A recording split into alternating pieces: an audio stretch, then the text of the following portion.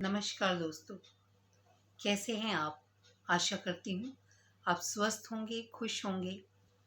दोस्तों, आप ये तो जानते हैं कि हमारे जीवन को सुखद और सौंदर्य में बनाने में सबसे बड़ा हाथ जो होता है एक माँ का होता है। माँ के त्याग और प्यार की छाँव के नीचे ही एक बच्चा पल्लवित होता है। एक बच्चा विकास कर सकता है। एक बच्चे का पालन पोषण होता है। कड़कती धूप में ठंडी छांव होती है। माँ तो बस माँ होती है। तो उसी माँ पर मैंने एक कहानी सुनी जो मुझे बहुत अच्छी लगी और मैं आज आपके लिए लाई हूँ। आशा करती हूँ इस कहानी की जो शिक्षा है वो आप अवश्य अपने जीवन में उतारेंगे। बहुत छोटा सा एक गांव था। रोहित नाम का बच्चा था। बहुत गरीब थी उसकी माँ, पर लोगों के घर वो कामकाज करके चाहती थी कि मेरा बच्चा भी दूसरे बच्चों की तरह पढ़ लिख कर बड़ा आदमी बने। तो वो बहुत मेहनत करती थी। इस वजह से वो दोपहर को अपने कामकाज से खाली होकर अपने बच्चे को गरम खाना स्कूल में देने जाती थी। एक दिन वो बच्चा साइकिल चलाते चलाते गिर गया।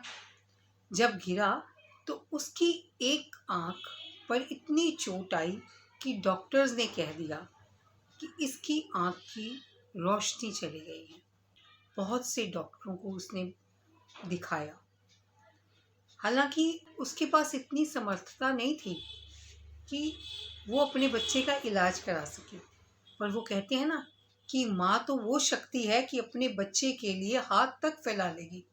जब उसने अपने बच्चे को डॉक्टरों को दिखाया तो डॉक्टर्स ने कहा कि हाँ, इसकी आंख की रोशनी वापस आ सकती है अगर कोई उसे अपनी आंख दे।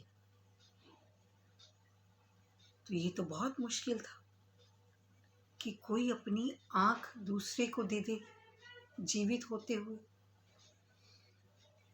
अब माँ तो माँ होती है। उसने कहा कि मैं एक आंख से देख सकती हूँ, पर मैं अपने बच्चे को एक आंख से अंधा नहीं होने दूंगी। तो उस माँ ने अपनी एक आंख का त्याग कर दिया अपने बच्चे के जीवन में रोशनी लाने के लिए। उस माँ ने अपनी एक आंख अपने बच्चे को दे दी। अब जब माँ स्कूल में बच्चे को खाना देने जाती तो सब बच्चे उसके जाने के बाद रोहित का मजाक उड़ाते कि तेरी माँ तो बदसूरत है, तेरी माँ तो अंधी है।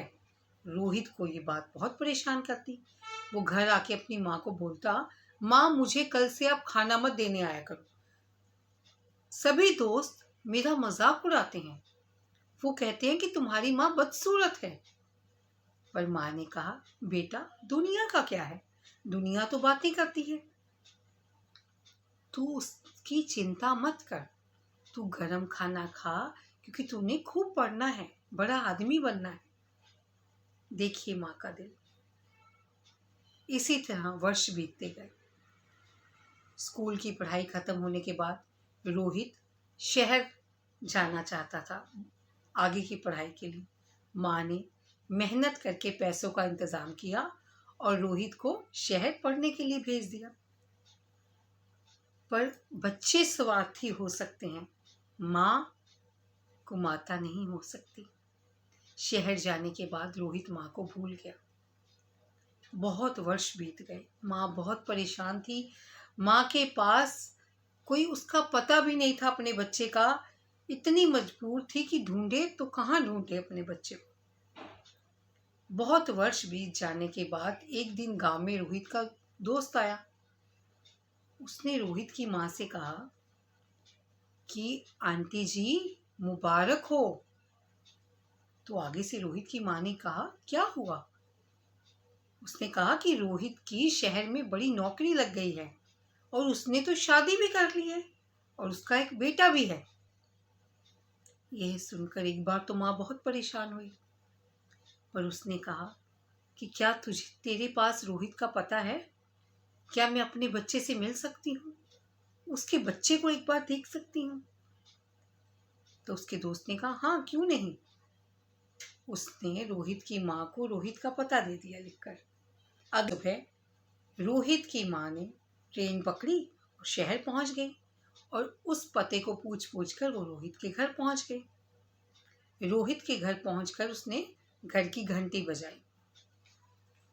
अब रोहित बाहर आया।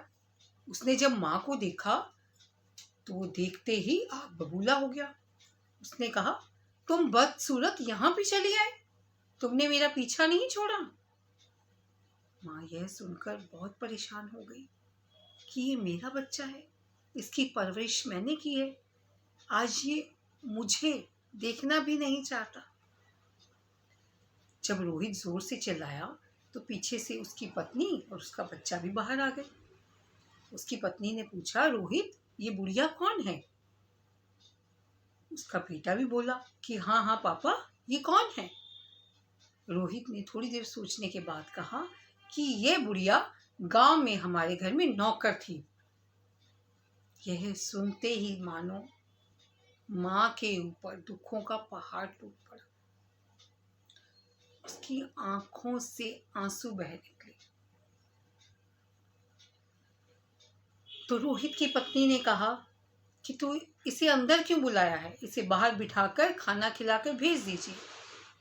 रोहित ने माँ को बाहर बिठा दी। पूरी रात माँ ने दरवाजे के बाहर बैठकर बिताई और सुबह होते ही वो वहां से चली गई।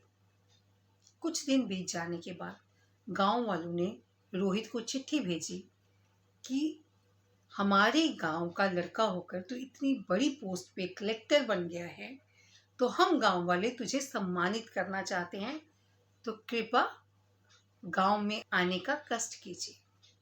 रोहित अपनी गाड़ी में बैठकर गांव के लिए निकल गया। जब वो गांव पहुंचा वहां उसे बहुत आदर पूर्वक सम्मानित किया गया।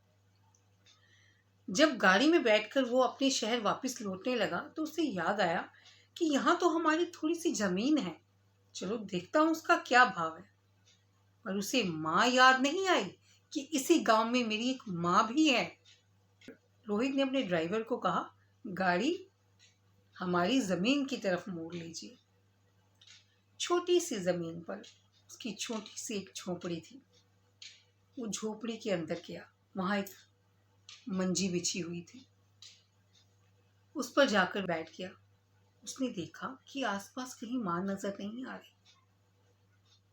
इतने में उसका पड़ोसी अंदर आया तो उसने पूछा कि बाबूजी, मेरी माँ कहाँ है? तो उन्होंने कहा, तुम्हारी माँ तो गुजर गई है, पर जाने से पहले ये चिट्ठी तुम्हारे लिए छोड़ गई है। उसने कहा था कि मेरा बेटा एक दिन ज़रूर आएगा और जब वो आए तो उसे ये चिट्ठी ज़रूर देना।